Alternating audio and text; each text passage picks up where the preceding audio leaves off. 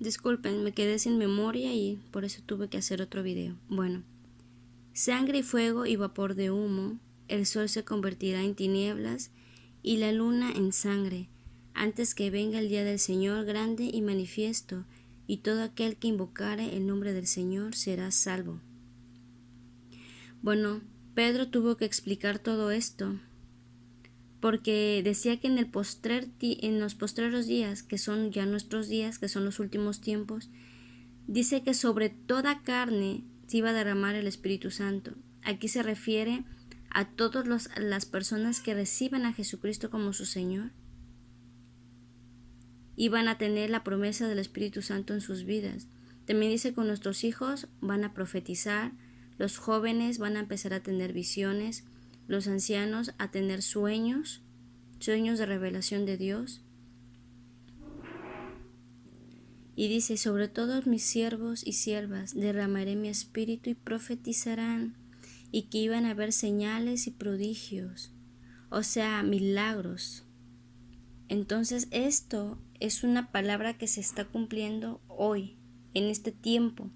Ahora el 22 dice, varones israelitas, oíd estas palabras. Jesús Nazareno, varón aprobado por Dios entre vosotros, con las maravillas, prodigios y señales que Dios hizo entre vosotros por medio de él, como vosotros mismos sabéis. Entonces aquí Pedro les está testificando, les está predicando a todos estos que escucharon las lenguas y a todos aquellos escépticos que decían que estaban ebrios.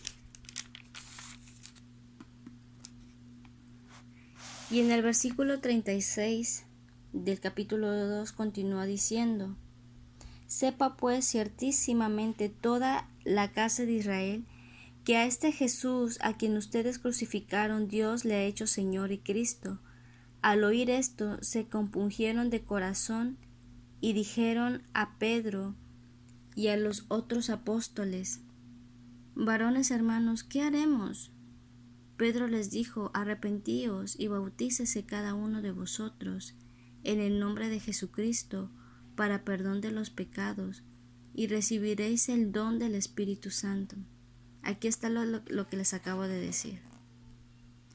Pero ¿cuál es el requisito? Primero, arrepentirse. Ese es el arrepentimiento, porque no puede estar el Espíritu Santo en una persona que está violando, que está matando, una persona que siempre está mintiendo, que está en adulterio, en fornicación, en pornografía. No se puede. Por eso dice, arrepiéntese y bautícense en el nombre de Jesús para perdón de pecados y recibiréis el don del Espíritu Santo, porque para esto es la promesa, porque para vosotros es la promesa y para vuestros hijos, como lo acabamos de leer, que dijo Pedro, y para todos los que están lejos, para cuantos el Señor nuestro Dios llamare. Y Dios nos está llamando a nosotros y está llamando también a nuestra familia a través de nosotros. Él nos llama, nos habla de nos testifica lo que hizo por nosotros en la cruz y cómo necesitamos su perdón y su salvación. Ya de nosotros depende aceptar ese llamado, hacer caso a ese llamado. Por eso también continuó en el 14, y con otras muchas palabras testificaba y les exhortaba diciendo, sed salvos de esta perversa generación. Así que los que recibieron su palabra fueron bautizados y se añadieron aquel día como 3,000 personas y perseveraban en la doctrina de los apóstoles, en la comunión unos con otros, en el partimiento del pan y en las oraciones, nuevamente en las oraciones. Qué interesante. Entonces, regresando a nuestra lectura inicial,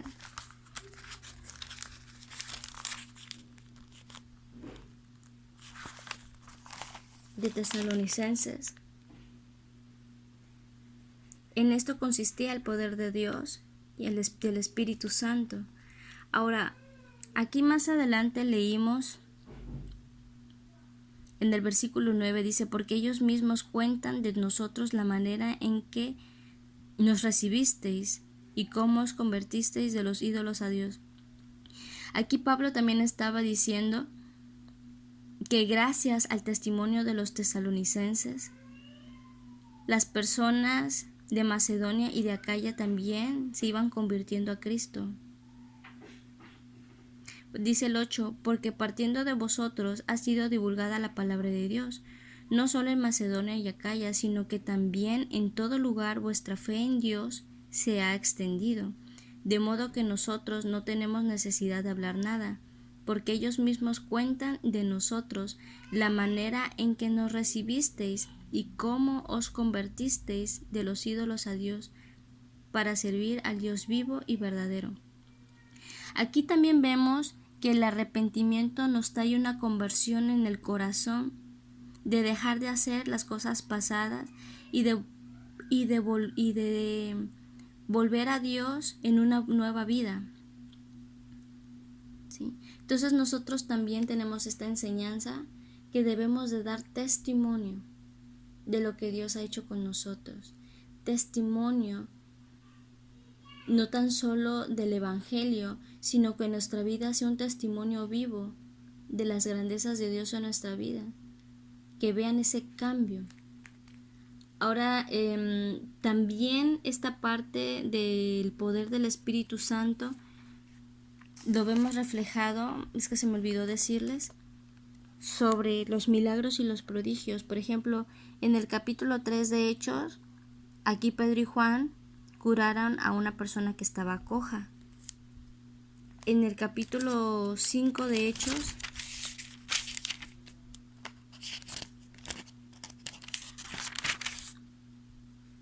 Hechos 5, versículo 12 al 16, dice, muchas señales y maravillas. Dice, y por lo tanto, de los apóstoles se hacían muchas señales y prodigios en el pueblo, y estaban todos unánimes en el pórtico de Salomón. De los demás ninguno se atrevía a juntarse con ellos, mas el pueblo los alababa grandemente, y los que creían en el Señor aumentaban más, gran número así de hombres como de mujeres, tanto que sacaban los enfermos a las calles y los ponían en camas y lechos, para que al pasar Pedro, a lo menos su sombra cayese sobre alguno de ellos. Y aun de las ciudades vecinas muchos venían a Jerusalén trayendo enfermos y atormentados de espíritus inmundos, y todos eran sanados. Wow. Entonces, recuerden que esto lo estamos leyendo en Hechos. En Hechos capítulo 1 fue la venida del Espíritu Santo. Aquí ya estamos en el 5, en el capítulo 5, versículo 12. Entonces, por eso la importancia de que ellos esperaran hasta que el Espíritu Santo viniera a ellos, ¿sí? Por todas las señales y todas las maravillas que hacían. Entonces, por eso la gente se empezó a convertir a Cristo en masas, en multitudes. ¿Por qué? Porque eran sanados, y aun los que eran atormentados por espíritus inmundos, o sea, por demonios, también eran sanados, eran liberados. Habían liberaciones en este tiempo. Entonces, pues claro está que todos los milagros que pasaban en Tesalonicenses llegaba hasta oídos de Macedonia y Acaya, y ellos también querían recibir el Evangelio. Entonces, el Evangelio consiste en manifestar la obra redentora de Jesucristo en la cruz a través de su sangre, y en milagros, en prodigios. Pidámosle al Señor que nos equipe en esto, en estas partes sobrenaturales. Ahora, ya para concluir, dice, y esperar de los cielos a su Hijo, al cual resucitó de los muertos, a Jesús, que nos libra de la ira venidera. Esto consiste el Evangelio, en predicar que necesitamos la salvación de Jesús, de dejar nuestra vida pasada de pecado, para estar en una nueva esperanza, para que cuando Él venga por segunda vez nos vayamos con Él, con Cristo, y huir también de la ira venidera, o sea, del infierno. Muy bien, vamos a orar. Amado Padre Celestial, gracias por tu hermosa palabra. Gracias, Señor.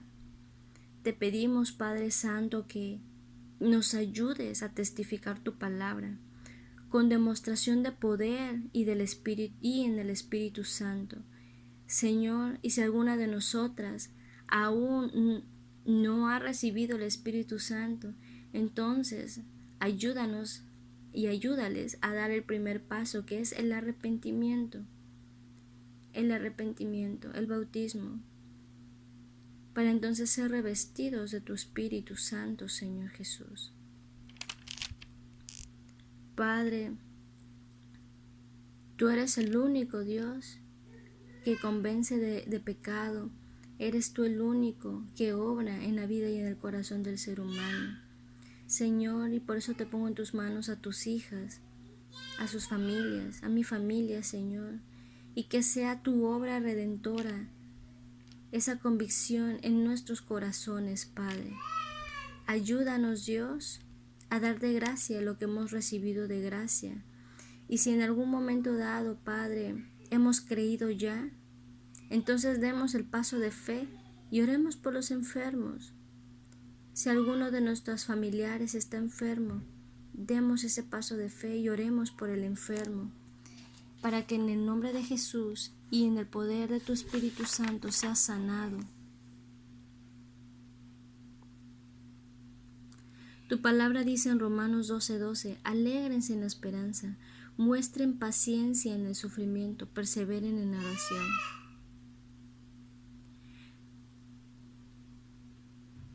Padre, también nos hablas en Marcos 11:24, por eso les digo, crean que ya han recibido todo lo que estén pidiendo en oración y lo obtendrán. Padre, y lo creemos, Señor, queremos ser mujeres de fe, mujeres de oración.